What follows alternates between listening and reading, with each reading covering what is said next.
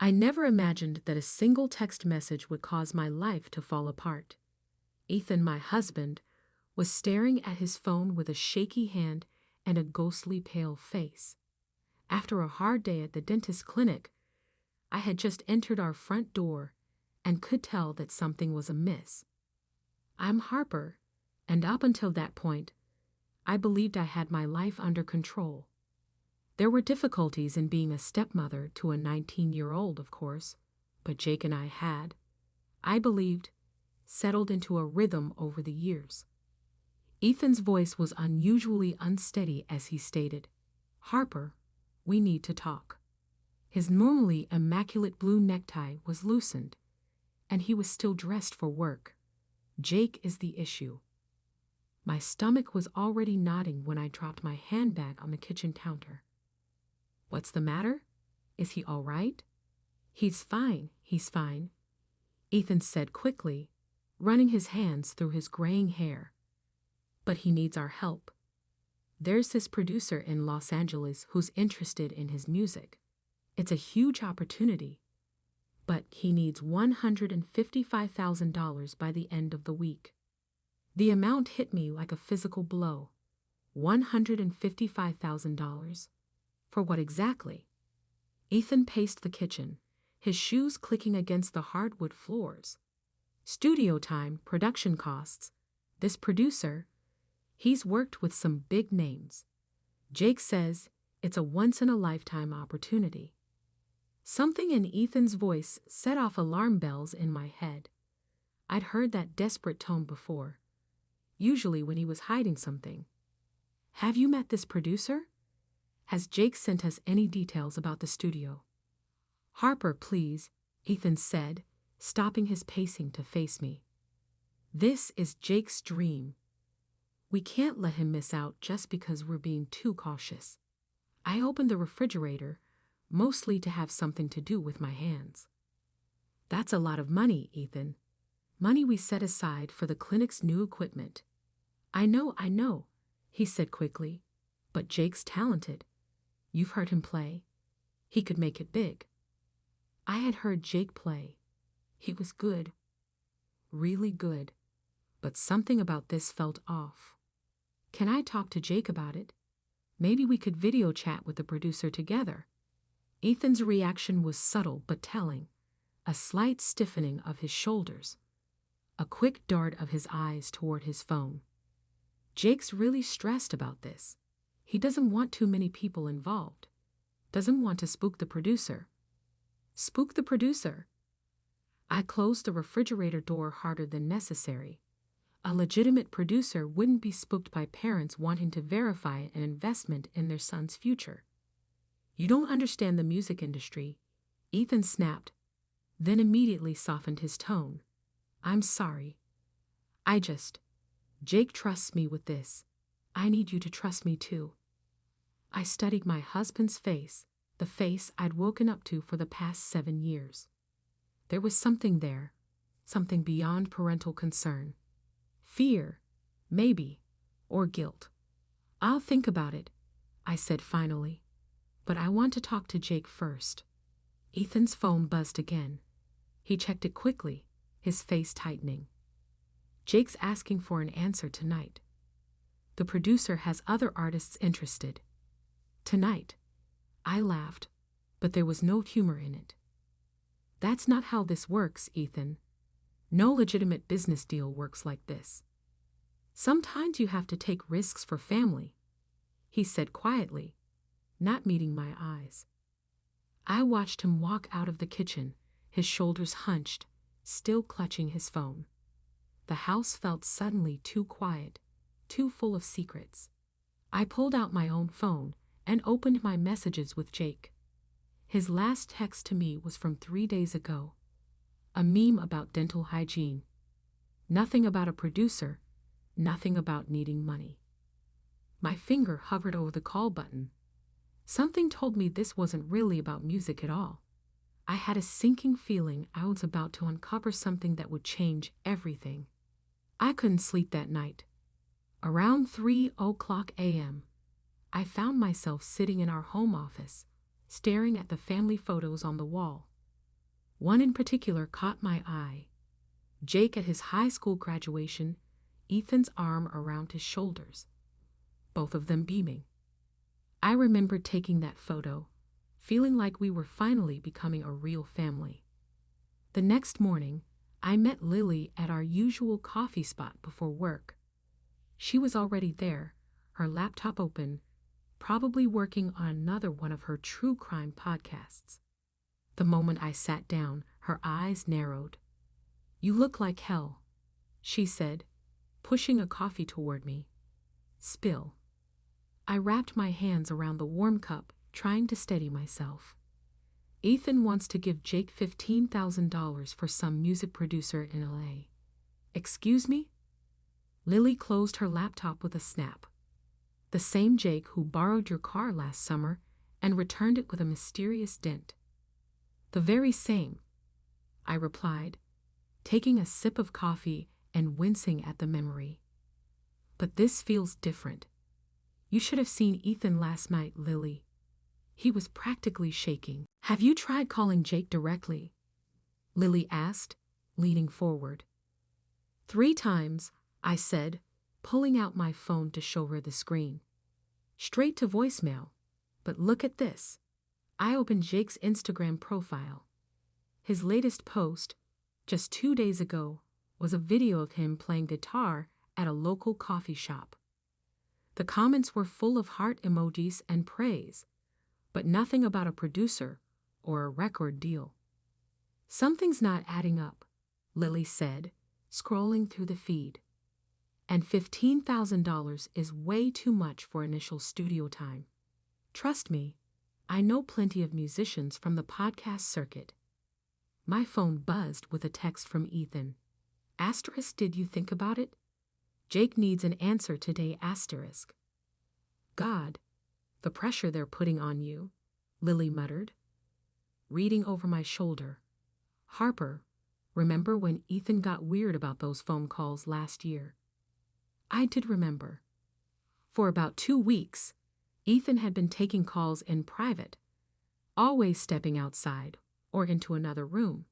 When I asked about it, he'd said it was work-related stress.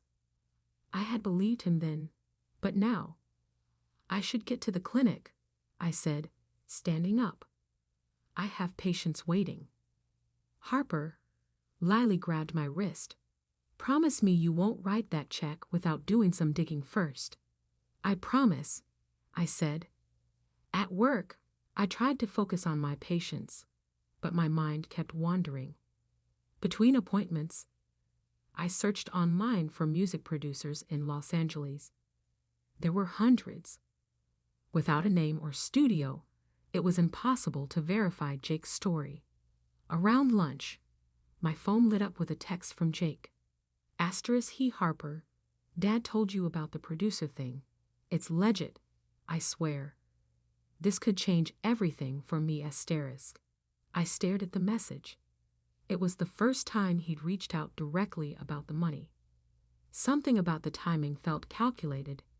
I typed back, "Asterisk, can we video chat about it?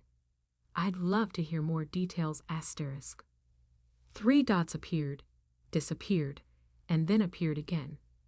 Finally, the message came.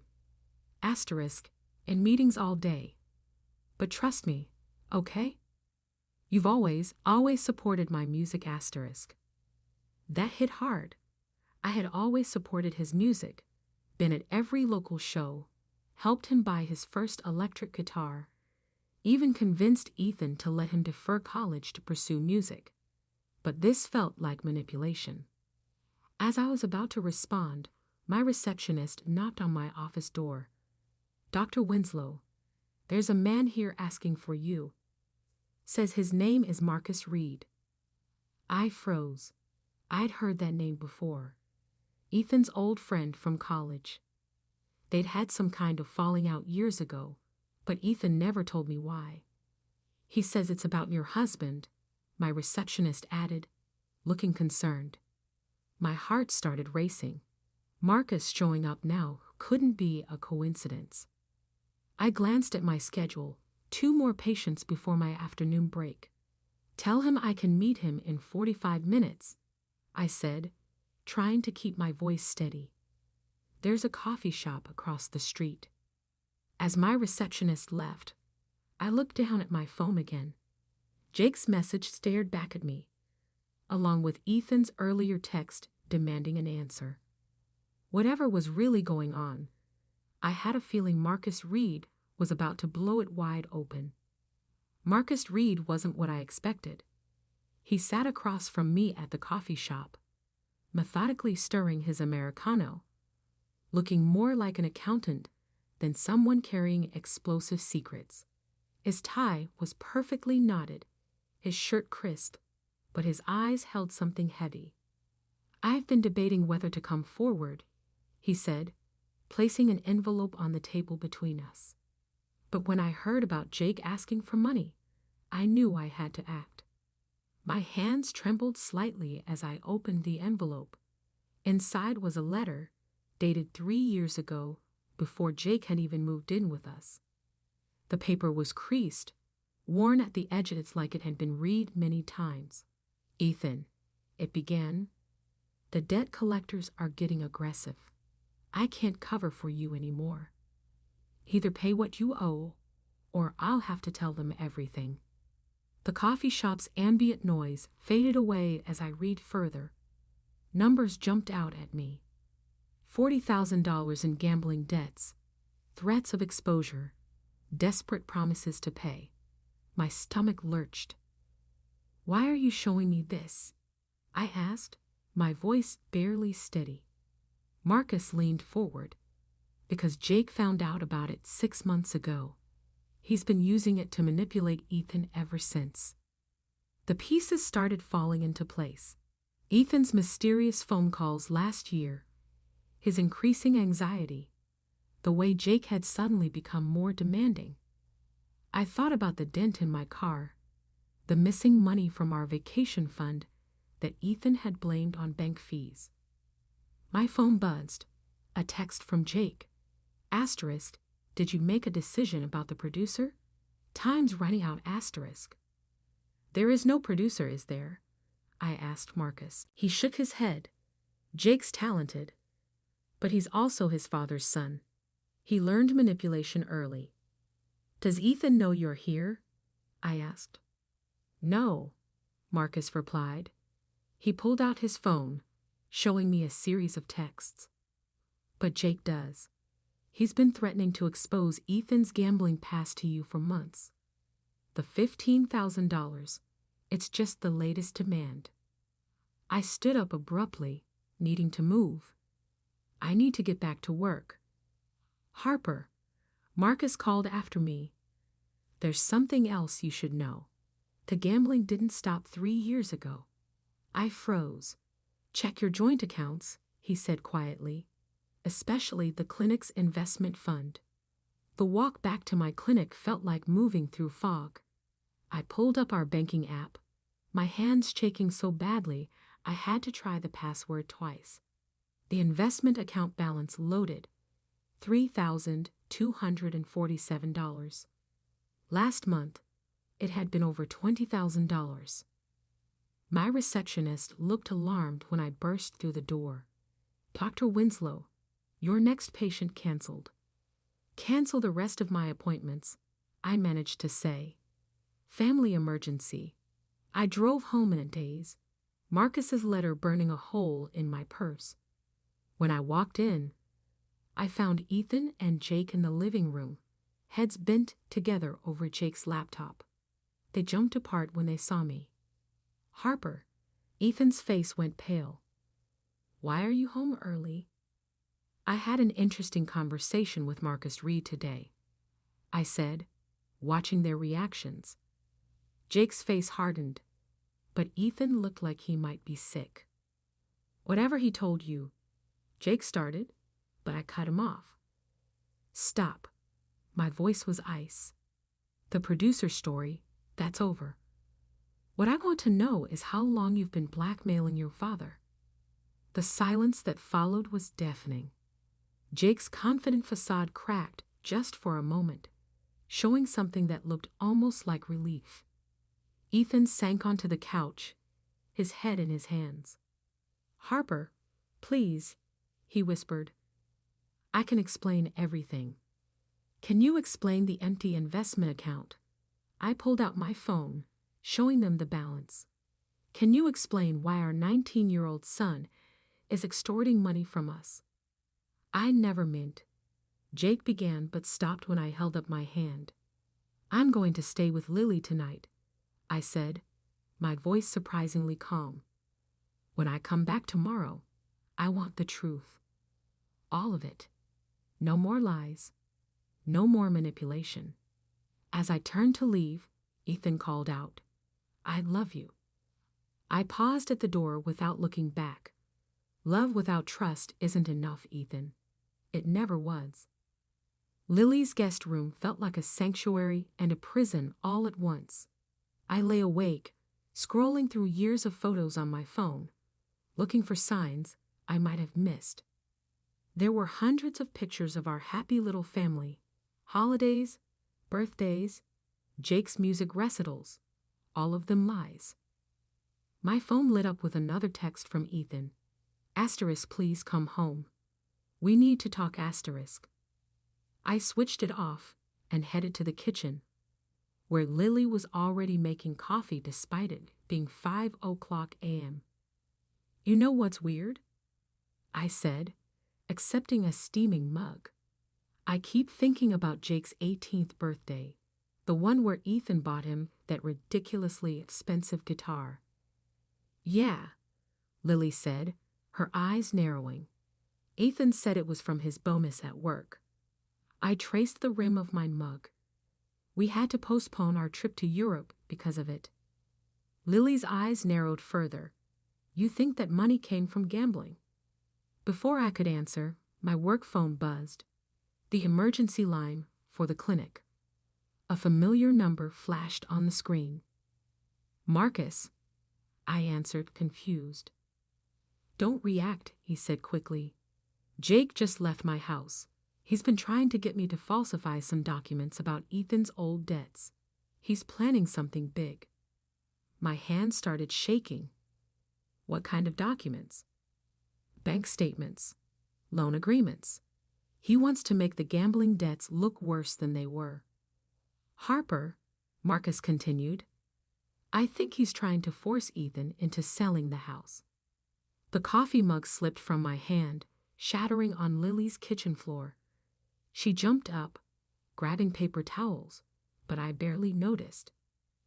"The house is in my name," I said. "Ethan can't sell it without my signature." "Check your email," Marcus replied. "Jake sent me some paperwork he found. There's something you need to see." I opened my laptop with trembling fingers. In Marcus's email was a scan of a power of attorney document with my signature on it. Except I'd never signed it. "That's not my signature," I whispered. "I know," Marcus said, "but it's a good forgery. Jake's been planning this for months." After hanging up, I sat in stunned silence while Lily cleaned up the broken mug. My mind raced through possibilities, calling the police, confronting Jake, exposing everything. But something held me back. "I need to go to the clinic," I said suddenly. "Harper, it's not even 6, Lily protested. "The patient files." I cut her off. "If Ethan's been gambling again, he might have." I couldn't finish the sentence. Lily grabbed her keys. "I'm driving," she said. The clinic was dark and quiet when we arrived. With shaking hands, I logged into the accounting system. Screen after screen of transactions appeared, regular payments to suppliers, staff salaries, equipment leases. And then I saw it. Dozens of small transfers to an unfamiliar account over the past year, each labeled as asterisk equipment maintenance asterisk. $100 here, $200 there, Lily murmured, looking over my shoulder. "Small enough not to raise red flags," I said. "He's been stealing from my patients," I said, my voice hollow. using their payment plans to fund his gambling. My phone buzzed again. It was Jake. Asterisk, we need to talk alone. No dad, no cops, or everything goes public asterisk. Lily read the message and grabbed my arm. Harper, this is blackmail. You need to call the police. But I was already gathering my things. If this gets out, I'll lose my license. I said, the clinic will be investigated. My patients. So what's your plan? Lily asked. I pulled up Jake's contact and typed, asterisk, the coffee shop. 1 hour. I'm coming with you asterisk. Lily insisted, no. I touched the forehead of a smiling photo of Jake from his graduation. He's still my stepson, I said, and I need to know why. As I drove to the coffee shop, my mind kept circling back to all those family photos. The signs had been there. The mysterious expenses, the secretive phone calls, the tension between father and son that I'd attributed to normal teenage rebellion. I'd been so focused on building the perfect family that I'd missed the cracks in the foundation. Now it was time to face the truth, no matter how ugly it might be. Jake was already waiting at the coffee shop when I arrived. His fingers drummed against a laptop. He looked so young, sitting there, barely out of high school, yet somehow he'd orchestrated this whole scheme. I had the forged power of attorney, I said, sliding into the seat across from him. I know about the clinic's accounts. His fingers stopped drumming for a moment. I caught a glimpse of uncertainty in his eyes before his confident mask slipped back into place. Dad's gambling again, he said, opening his laptop. But that's not even the worst part. He turned the screen toward me, showing a series of email exchanges. He's been borrowing money from some dangerous people. They're threatening to come after all of us. So this was never about music. The music was real. His voice cracked slightly. I just needed leverage to force him to stop. The $15,000. That was to pay off the most aggressive collector.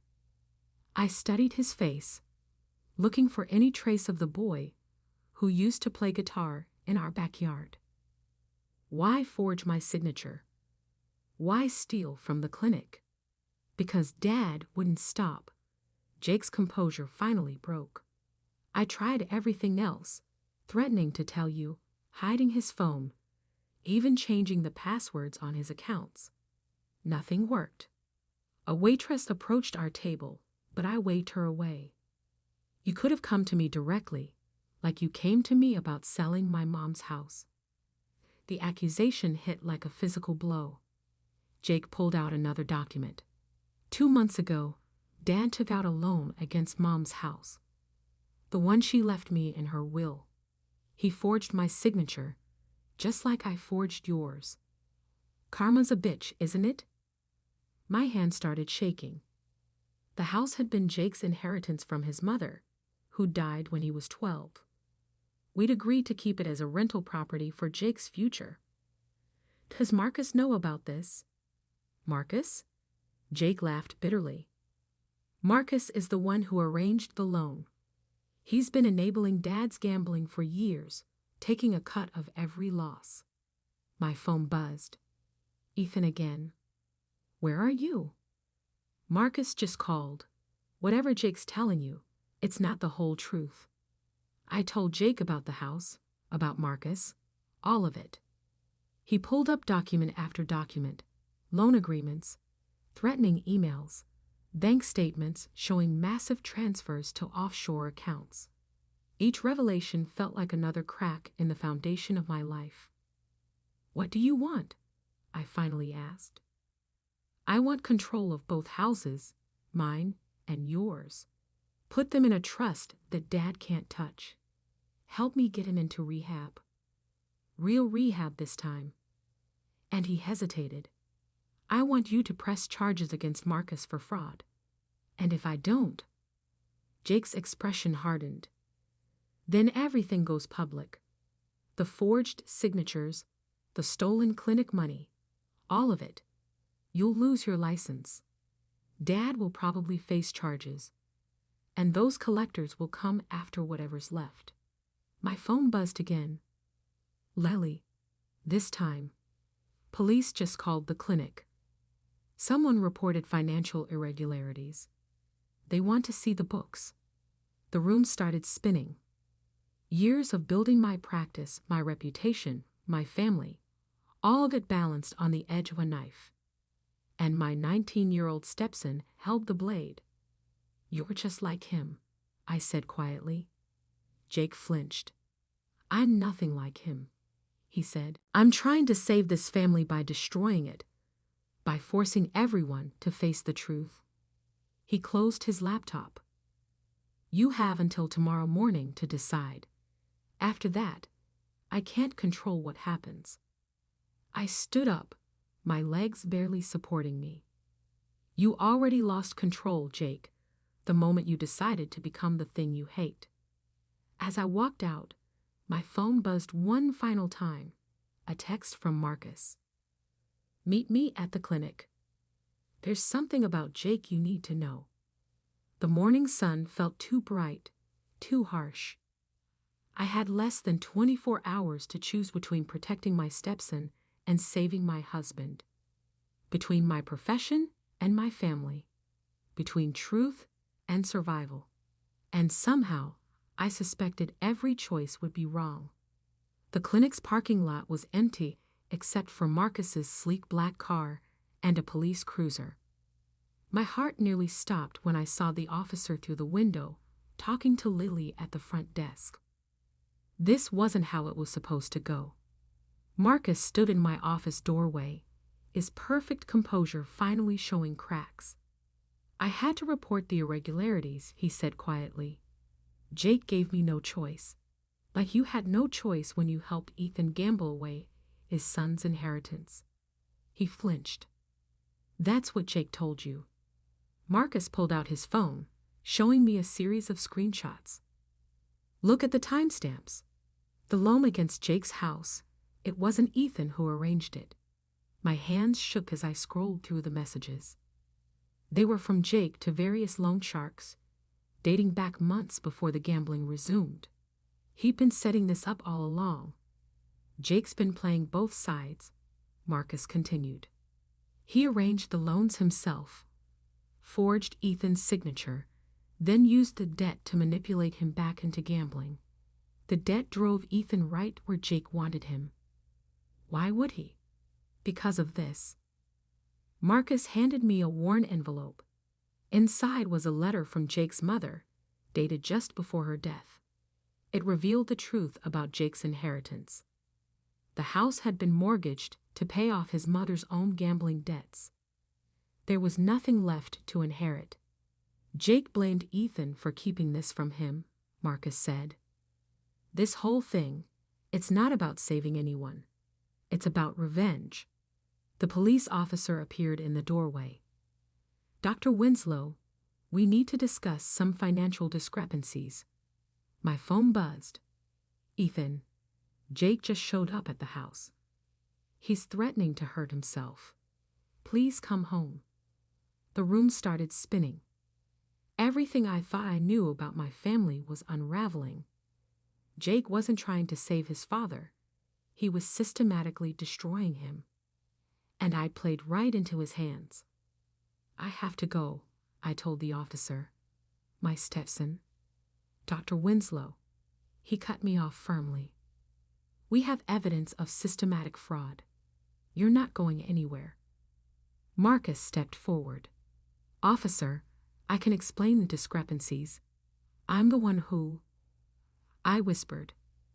The truth hit me like a physical blow. You're trying to protect them both, aren't you? That's why you came forward about the clinic. He met my eyes. Someone has to stop this cycle. My phone buzzed again. Lely. This time. Jake posted everything online. The forged documents, the clinic records, everything. It's already spreading through local news. The officer was saying something about formal statements and potential charges, but his voice seemed distant. Through my office window, I could see news vans pulling into the parking lot. I trusted them. I said to no one in particular. I tried to help them. Sometimes, Marcus replied quietly, the people we try to save are the ones who destroy us. My phone lit up one final time. A text from Jake. I warned you what would happen. Now everyone pays. The officer stepped closer, pulling out his handcuffs. In that moment, I realized the true cost of trying to protect my family. I'd lost my practice, my reputation, possibly my freedom. And for what? To save two men who'd been plotting against each other, and me all along. Marcus touched my arm gently. There's still a way to fix this, but you'll have to be willing to sacrifice something bigger than yourself. I looked at him, then at the officer, then at my phone with its endless stream of devastating messages. 7 years of marriage, of trying to be the perfect wife, stepmother, of building a life on what I now knew were carefully constructed lies. Okay, I said, my voice steadier than I felt. I'll tell you everything, about Jake, about Ethan, about the money. But first, there's something you need to know about what really happened the night Jake's mother died. Marcus went pale. Apparently, there were still some secrets even he didn't know. The police let me make one call before taking me in. I chose Ethan, not because I trusted him anymore, but because I needed him to understand what was coming. Jake's mother didn't die in an accident, I said the moment he answered, and I can prove it. Silence filled the line. Then, barely audible, come home now. The officer agreed to escort me, probably hoping I'd lead them to more evidence.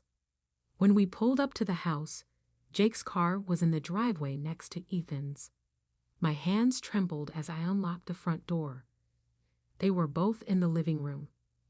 Jake sat on the couch, his usual confidence replaced by something raw and desperate. Ethan stood by the window, looking older than I'd ever seen him. Tell them what you told me, Jake said to his father, his voice breaking. About the night Mom died. Ethan's shoulders sagged.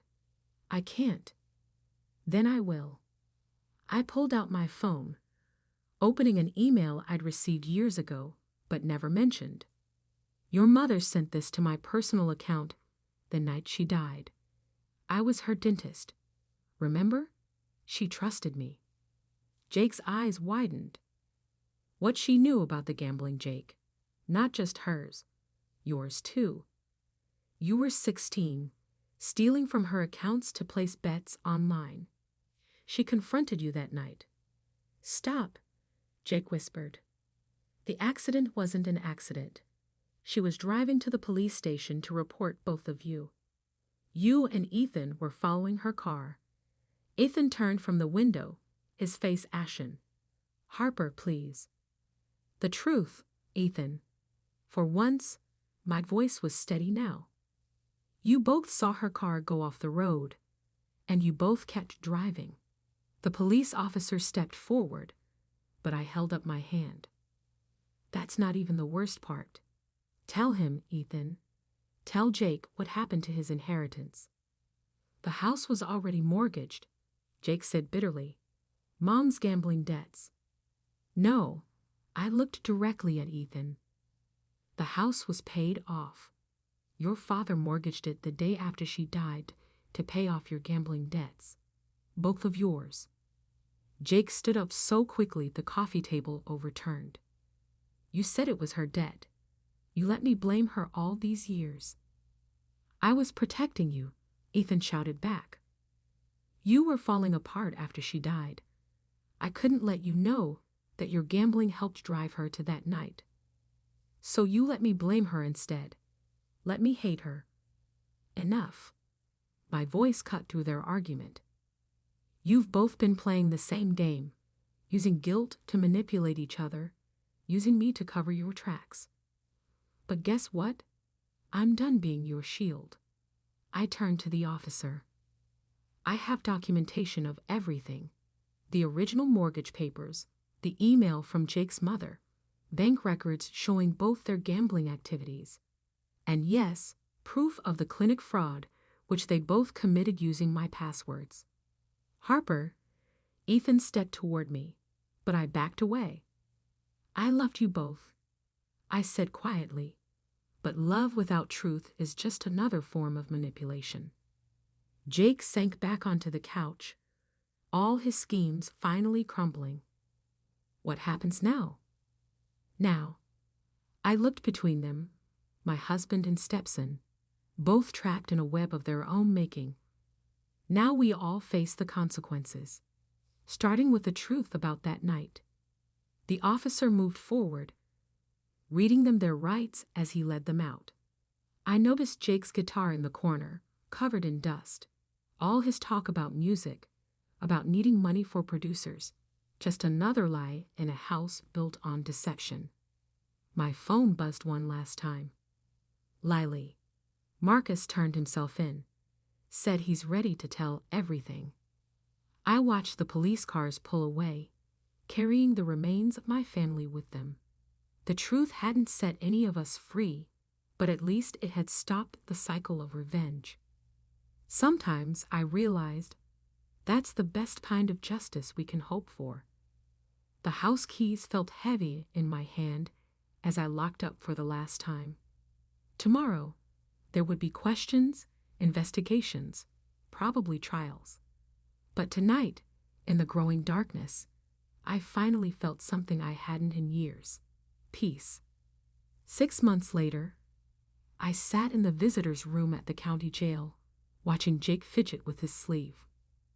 Across the table, he looked younger in his prison uniform, more like the teenager who used to play guitar in our backyard. The therapy's helping, he said quietly. Both kinds, gambling addiction and the other stuff. I nodded, placing a manila envelope on the table. Your mother's full letter. I think you're ready to read it now. His hand shook as he opened it. I'd only shown the police the relevant parts about that night. But the rest, her love for him, her fear for his future, her own struggles with addiction, that belonged to Jake alone.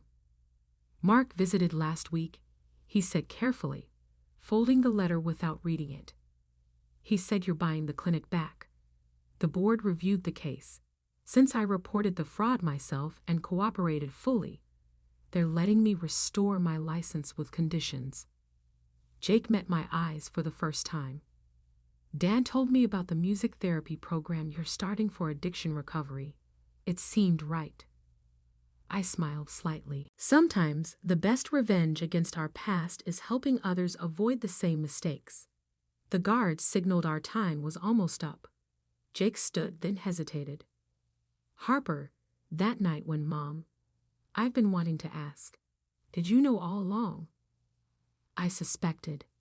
The email gave me leverage when I needed it, but I took a deep breath. We all have secrets we keep, thinking we're protecting someone else. He nodded, understanding the weight of what wasn't said. As the guard led him away, I noticed he was humming something original, not the covers he used to play outside. Lily was waiting in her car, ready for the hearing. As ready as I'll ever be. The courthouse was packed for Ethan's sentencing. He'd taken a plea deal, admitting to everything except his direct role in his first wife's death. Some truths were better left to conscience and courts. Marcus was there too, looking uncomfortable in a suit. After his testimony had helped convict several loan sharks, he'd been granted immunity. The community music program had been his idea, a way to make amends. The defendant may rise, the judge announced. Ethan stood, shoulders straight. When he turned to face me, I saw genuine remorse in his eyes, not just for the crimes, but for the years of lies that had poisoned everything we built. Later, walking through the park where Jake used to practice his music, Lily asked the question I'd been avoiding. Do you regret turning them in? I watched a family playing frisbee, their laughter carrying across the grass. I regret not doing it sooner.